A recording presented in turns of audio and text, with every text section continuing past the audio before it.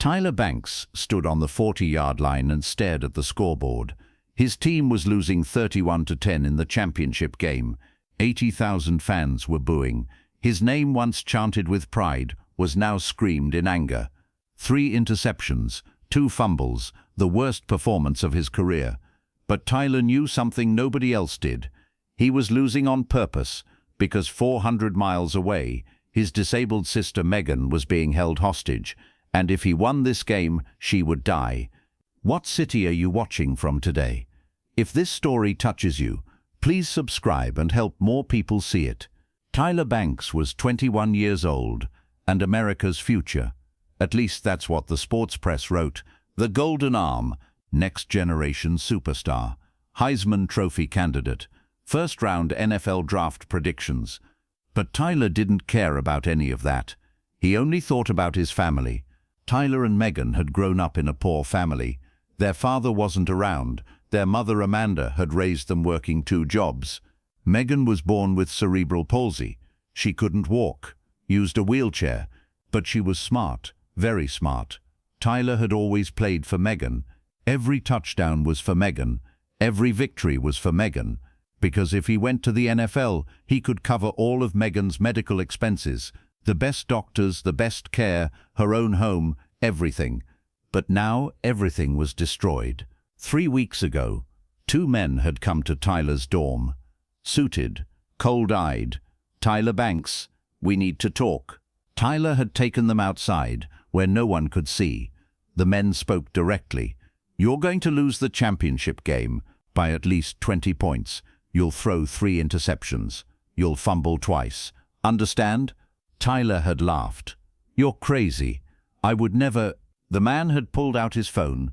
On the screen was a photo of Megan, at the care facility, in her room, sleeping. "Your sister is very beautiful. Cerebral palsy. Defenseless, alone, a very sad accident could happen." Tyler's blood ran cold. "Don't touch her." "We won't," the man said. "If you lose the game, by 20 points, 3 interceptions, 2 fumbles, exactly as we told you. Otherwise, Megan, well, sometimes fires break out in care facilities. People in wheelchairs can't escape." Tyler had trembled. "Who are you? We're people who don't care about you. But your game is worth $50 million to us. If you lose, we win. If you win, Megan loses. Simple." The man had left a card, phone number. "The day before the game, we'll take Megan into protective custody. She'll stay with us until the game ends. If you lose the game, Megan goes home. If you win—" The man had smiled. "Don't win." Tyler couldn't sleep that night. He couldn't go to the police. They'd kill Megan. He couldn't tell his coach. He wouldn't believe it. Might leak to media. Then Megan would become a target. He couldn't tell his mother. She'd have a heart attack. Tyler was alone, and he had to make a choice. His career or his sister. The day before the game, Friday morning, Tyler received a call. Unknown number. "Tyler? It's me, Megan." "Megan, are you okay?" "I'm okay." But her voice was strained. "I need to tell you something. Some men came. They're taking me on a trip. Tyler, I'm scared." Another voice came through the line. The man. "Hello, Tyler. Megan is with us. She'll watch the game. If you play well, Megan will be well. Understand?" "Don't touch her," Tyler growled. "I swear if you—" "Don't threaten me, Tyler. Just play. Play badly. By this time tomorrow night, Megan will be home, but only if you lose." The line went dead. Tyler wanted to throw the phone at the wall, but couldn't, because this phone was the only way to reach Megan. Instead, he sank to the floor and cried. That night at the team dinner, Tyler was silent.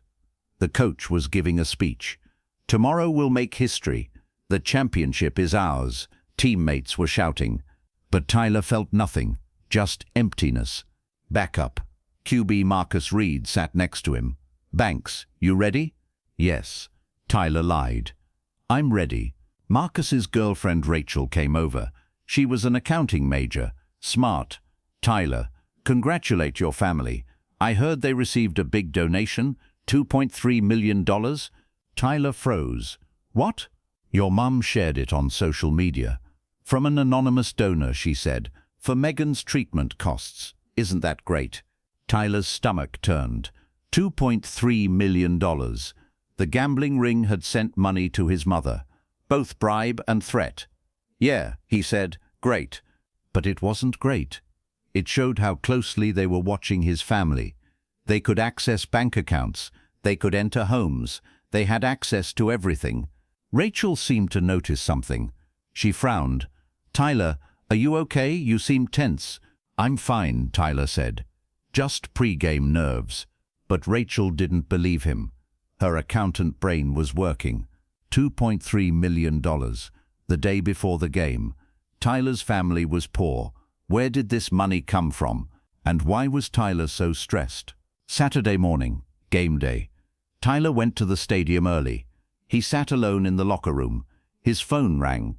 Another unknown number, but this time it was a woman's voice. Tyler Banks? Who is this? My name doesn't matter, but I want you to know something. You're not alone. We're trying to help you. Play the game. We'll find Megan. Who are you? Tyler whispered. Dark case files.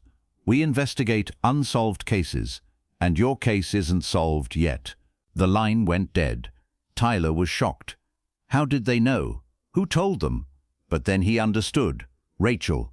Rachel had followed the numbers, had seen the money, and had gotten suspicious. Hope. For the first time in 3 weeks, Tyler felt hope. But then another message came. This time a photo. Megan. In a dark warehouse. Scared. And text. If you told the police, she dies. Now, lose the game. Hope died. Tyler closed his phone. No. He couldn't risk it. He couldn't gamble with Megan's life. Whoever Dark Case Files was, they couldn't get there in time. The game was in 3 hours. They couldn't find Megan in 3 hours. Tyler would do what he had to do. He would lose the game. 400 miles away in Detroit, Jake Morrison was watching the pre-championship program on TV before the game started. Former cop, had fought organized crime for 30 years. They were telling Tyler Banks's story. Poor family, disabled sister, NFL dream, classic American dream. Jake sipped his beer and muttered, "Hope the right people are working with you, kid." His phone rang. David Harrington, Jake's boss, Dark Case Files leader. "Jake, we have an emergency. About Tyler Banks." The QB. "What happened?" "Got an anonymous tip. Says Tyler is being forced to lose the game. Sister is hostage. Organized crime. Gambling ring." Jake stood up. 30 years of cop reflexes kicked in. How sure? Tyler's family received a $2.3 million transfer the day before the game through a shell company. Source can't be traced. But as far as Elena found, the company belongs to Vincent Romano. Vinny Romano? Jake whistled. "He's still active? I thought he'd retired." "You never retire from the gambling business," David said. "Jake, we need to find his sister, Megan Banks, 19 years old, cerebral palsy, wheelchair, taken from care facility yesterday morning. Records say family member picked her up but mother didn't pick her up. Kidnapped," Jake said. "Vinny's style. Not rough, smart. Find the family weakness, press there. Do you know Vinny? We worked together in '98. Undercover. I got inside. We tore Vinny's organization apart, but he escaped. Never got convicted. Smart bastard. Is he still in Detroit? Should be. But now more hidden. Uses fronts. Legal businesses. But underneath still running gambling operations." David took a deep breath. "Jake, we need to find Megan. Game starts in 3 hours. Tyler has to lose the game or they'll kill his sister." "What if they kill her even if he loses?" Jake asked. "She becomes a witness. Vinny doesn't leave loose ends." "I know. That's why we need to find her. You're in Detroit. Can you check Vinny's old places?" "I'll be on the road in 10 minutes, Jake said. Elena Cortez, Dark Case Files researcher, was giving David an update on the phone. Shell company is called Riverside Holdings. On paper, the owner is Robert Smith, but he's a ghost. Real owner is Vincent Romano. Company operates 15 different fronts, car washes, restaurants, sports bars, all money laundering. Where could they be keeping Megan? David asked. Most likely one of Vinny's old warehouses. 6 properties registered in Detroit. I sent them all to Jake. David pounded his fist on the table. 6 properties, 3 hours, impossible to check them all. Maybe not, Elena said. Megan's phone is still on. I'm tracking GPS. Signal is weak, but there's a location. Detroit, East Side, industrial area. One of Vinny's old warehouses is in that area. Which one? 24 River Street. Old leather processing factory. Officially hasn't been used for 20 years, but there's electricity usage. Someone's there. Jake's car reached River Street in 15 minutes. Old, abandoned factory. But Elena was right. Light was seeping through the windows. Jake parked his car 100 meters away and approached on foot. 30 years of police experience, he knew how to approach stealthily. He looked through the window on the side of the building. 2 men, suited, armed, and in the corner, Megan in a wheelchair.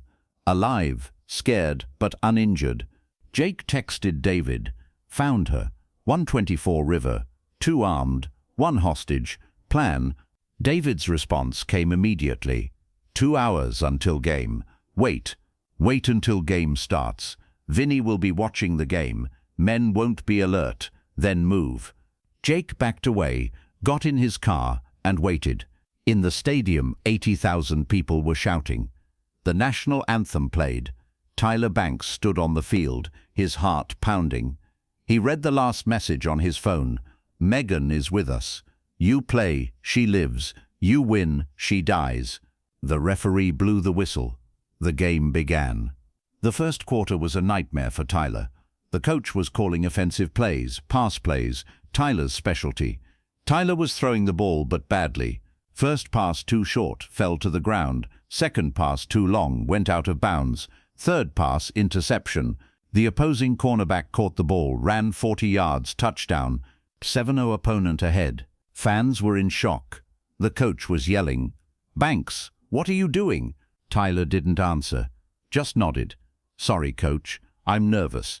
Nervous. This is the championship game. Pull yourself together. But Tyler couldn't pull himself together. He wasn't supposed to. The second quarter was worse. Another interception. Then a fumble. He dropped the ball.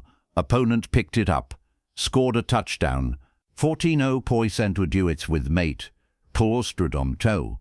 Understänker blocker stänker låker in face. Torster kentolder.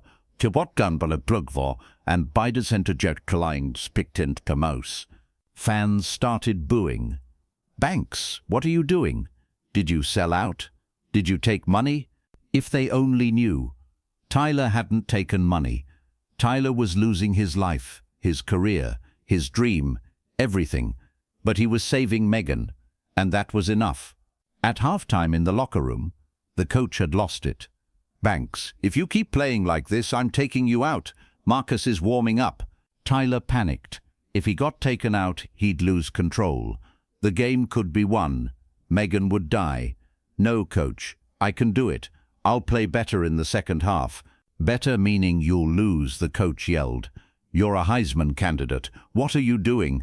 Tyler couldn't answer, because he couldn't tell the truth. In Detroit, Jake was looking at his phone. Game score 14-3. Tyler was following the plan. He was losing, but Jake still couldn't rescue Megan because there were 2 armed men inside, and Jake was alone. David called, "Status?" "Waiting," Jake said. "Men are inside with Megan. They're watching the game. Tyler is losing. Men are comfortable, but still alert. Should we call the police?" "No," Jake said harshly. "If police come, they'll kill Megan. Hostage crisis protocols take hours. Tyler doesn't have that much time. Game ends in 2 hours. So what will you do?" "I'll go in alone," Jake said. "Old school." "Jake, you're 52 years old, against 2 armed men. I did this for 30 years, David. I can do it." David was silent, then said, "Be careful." Elena has police on standby. They'll come when you signal. Got it, Jake said. He hung up, took a tactical vest from his car trunk, checked his Glock 19, and moved toward the building. In the stadium, the third quarter began. Tyler was still playing badly. Another interception, another fumble. The opponent was now ahead 28-7. Tyler's team had collapsed. Players were yelling at Tyler, "What are you doing? You're selling us out." Marcus Reed approached the coach. "Coach, put me in. Tyler's done." The coach was conflicted. He looked at Tyler. He saw something in Tyler's eyes. Not fear, resignation. As if Tyler wanted to lose. "Okay," the coach said. "Banks, you're out. Marcus is going in." "No," Tyler shouted. "Please, coach. No arguments. You're done." Tyler panicked. If he got taken out, Marcus would play well. Marcus was talented. They could win the game.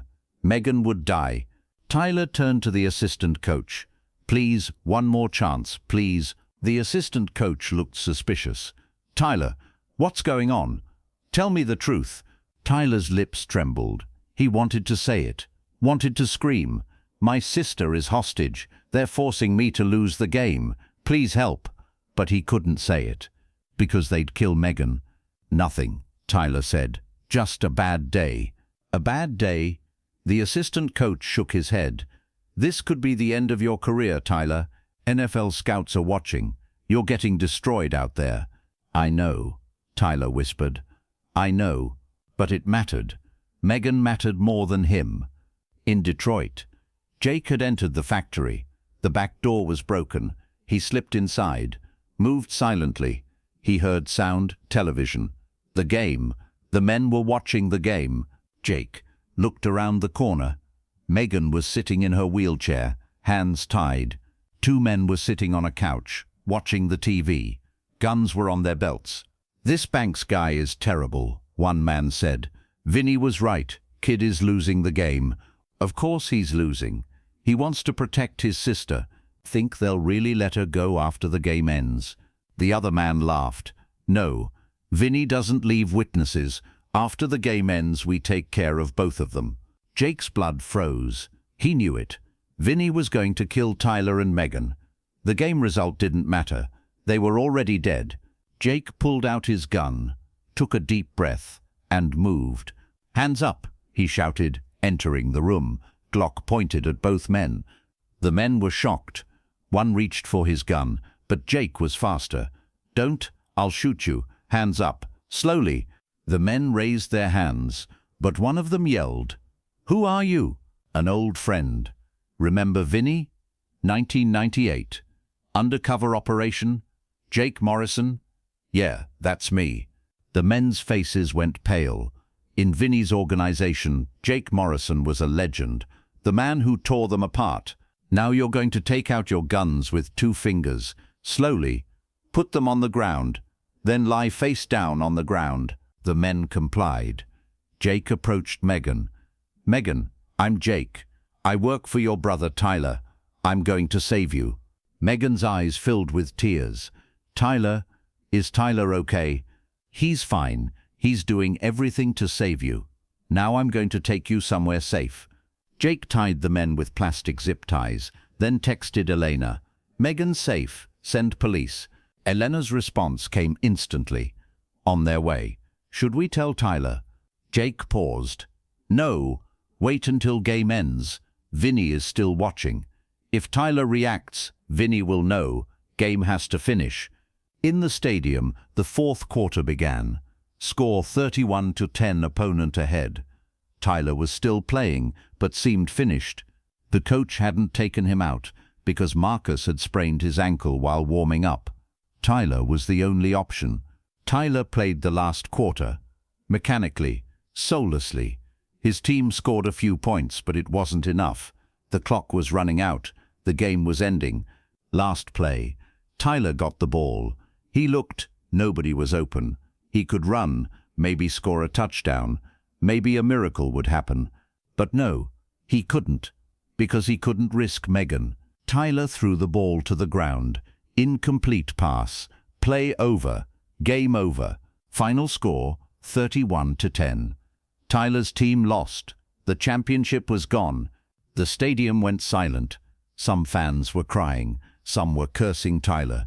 Tyler knelt on the field, took off his helmet, and waited. Waited for his phone to ring. Waited for them to say they'd sent Megan back. But the phone didn't ring. 10 minutes passed. Nothing. 20 minutes. Nothing. Tyler panicked.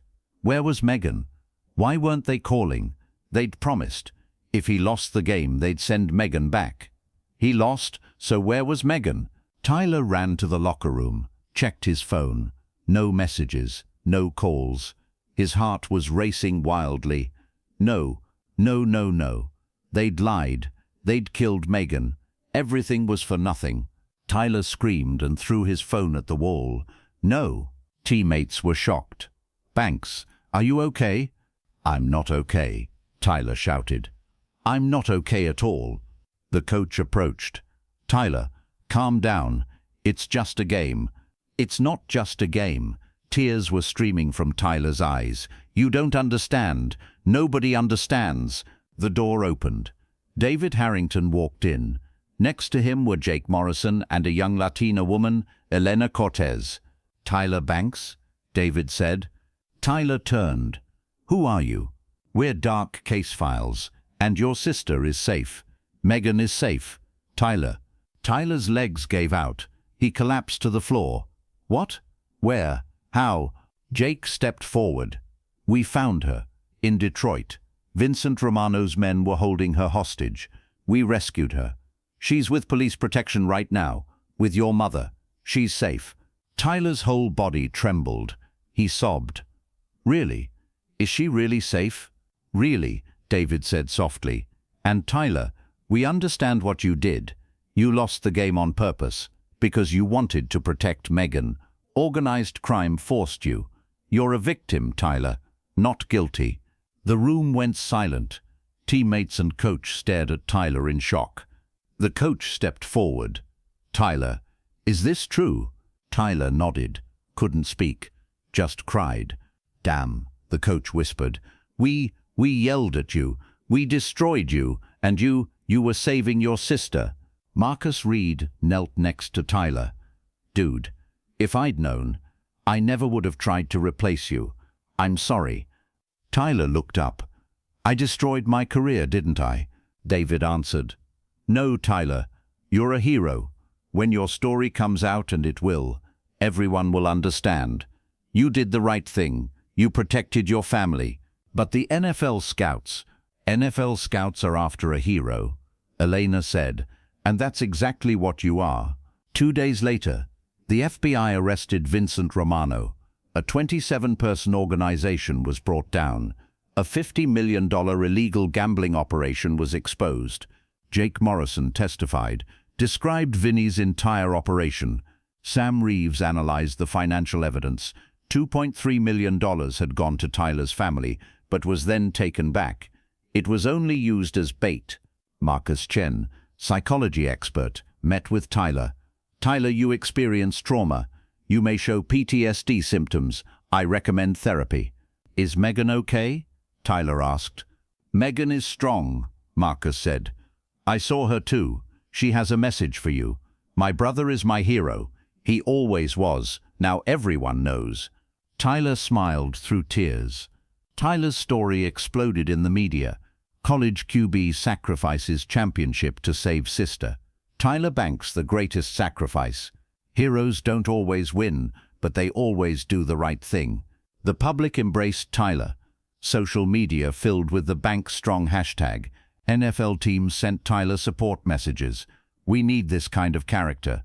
The Heisman Trophy committee made a special announcement. Tyler Banks set an example, not through performance, but through character. We're discussing a special award for him. 3 weeks later, Tyler returned to the stadium. This time not as a player, but as a speaker. 80,000 people gave him a standing ovation. 10 minutes, Tyler stood on the field, cried, and applauded. "Thank you," Tyler said. "I'll never forget how I felt in the stadium that night. Every throw, every loss, I was thinking about Megan. Let her be safe. My career could have ended. My dream could have disappeared. But Megan was alive, and that was enough. The crowd went wild. But now I know my dream isn't over, Tyler continued, because you, the fans, forgave me, and NFL teams are still interested, and I still want to play. For Megan, for my mum, and for you. On NFL Draft Day, Tyler Banks was selected in the first round. Detroit Lions, $15 million contract. First thing he did, bought a specially designed smart home for Megan. Best doctors, 24/7 care, everything.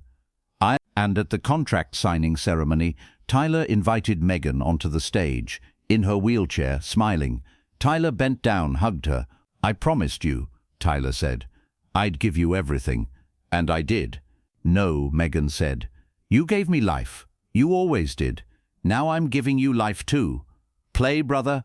Play for the world. 6 months later, Tyler Banks became an NFL rookie sensation. In his first season, 4,000 passing yards, 35 touchdowns, carried his team to the playoffs. But for Tyler, the real victory was somewhere else. Vincent Romano got 25 years in prison, no chance of parole. Jake Morrison testified in court, faced Vinny one last time. I waited 30 years for this, Vinny. Justice finally prevailed. David Harrington made a Dark Case Files documentary, The Quarterback Who Chose Family. The video was watched 20 million times. Comments were full of compassion. Tyler is a real hero. He sacrificed everything for his sister. This is the greatest sacrifice in sports history. Tyler Banks is a legend. When Tyler was asked in an interview, he said, "Everyone asks me, do you regret it? Do you regret losing the championship? And I say the same thing every time. No, I don't regret it. Because Megan is alive, and her life is worth more than any trophy, any game, any title." Megan wrote her own book, My Brother, My Hero.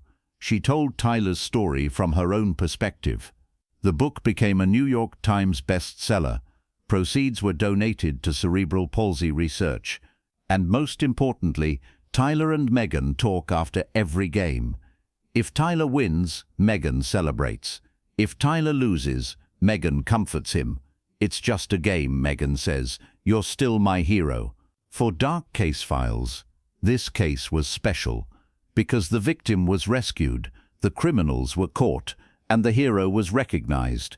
Elena said in an interview, "The Tyler Banks case taught us something.